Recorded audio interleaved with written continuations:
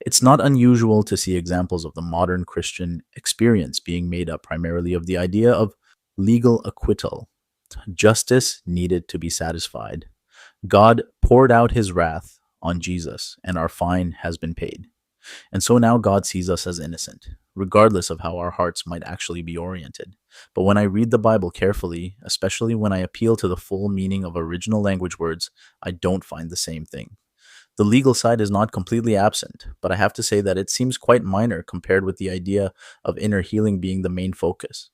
So, exactly when and how did this legal perspective become the dominant view in some branches of Christianity that I see today? It strikes me as an important shift in perspective, and one that seems to have caused a lot of damage, as evidenced by the fact that, according to ongoing polls that have been repeatedly done for decades, people who call themselves Christians are not significantly different from anyone else in terms of their heart, their life, or what they've really become.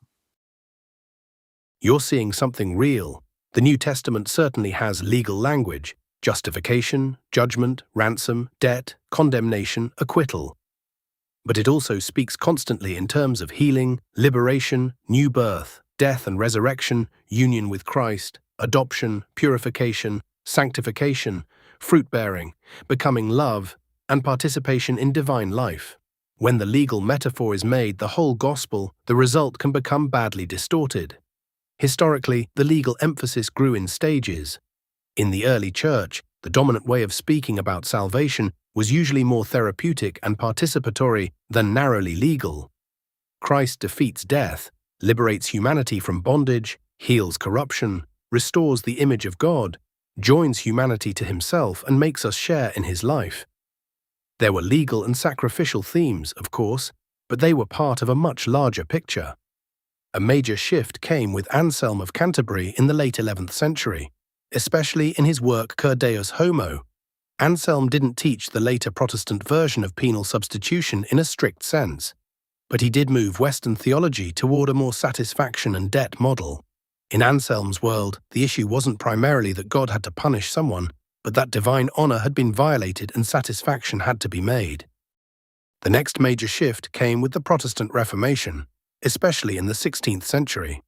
Luther and Calvin placed enormous emphasis on justification, righteousness, law, judgment, faith, and the believer being declared righteous before God.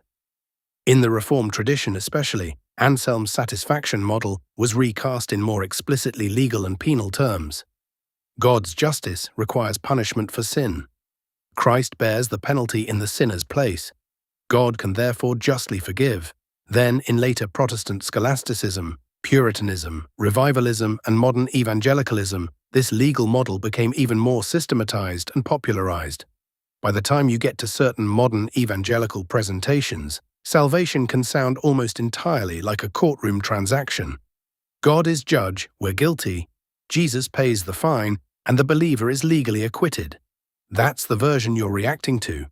The trouble isn't that legal imagery is wholly wrong. Scripture uses it. The trouble comes when one metaphor swallows the others. Salvation in the Bible isn't merely a guilty person being declared innocent. More importantly, it's a dead person being made alive, a sick person being healed, a slave being freed, a polluted person being cleansed, an orphan being adopted, a branch being grafted into the vine, and a human being transformed into the likeness of Christ. Your instinct about original language words is important here. Greek words such as sozo often mean save, but also heal, rescue, and make whole. Dikai osune, often translated righteousness, isn't merely a legal status, but a whole condition of rightness, faithfulness, justice, and restored order. Metanoia isn't simply feeling sorry or avoiding punishment. It's a deep change of mind, perception, and direction. When those words are flattened into a legal transaction, much of the living force of the New Testament is lost. The damage you're naming is also real. If salvation is presented mainly as legal acquittal, detached from actual transformation, people can come to believe that the central Christian question is, has my penalty been paid? Rather than, am I being healed, purified, united to Christ, and made capable of love? In the modern version, the heart can remain largely unchanged, while the person feels doctrinally secure. That's very far from the apostolic concern with fruit, holiness, obedience, love, endurance, purity of heart, and new creation. To be fair, the best Protestant theologians didn't intend to remove transformation. Luther and Calvin both cared deeply about sanctification, and many Reformed thinkers insist that justification and sanctification are inseparable, even if they're distinct. But in popular preaching, the distinction often becomes separation. The legal declaration becomes the gospel, while inner healing becomes a secondary issue, a desirable but non-essential add-on. That may be where the real break happened, not merely in the reformers themselves, but in the popular reduction of Reformation categories. A legal doctrine meant to protect grace gradually became, in some circles, a way of imagining salvation without deep healing. So I'd summarize the historical movement this way. The early church leaned heavily toward salvation as healing, liberation, participation, and transformation.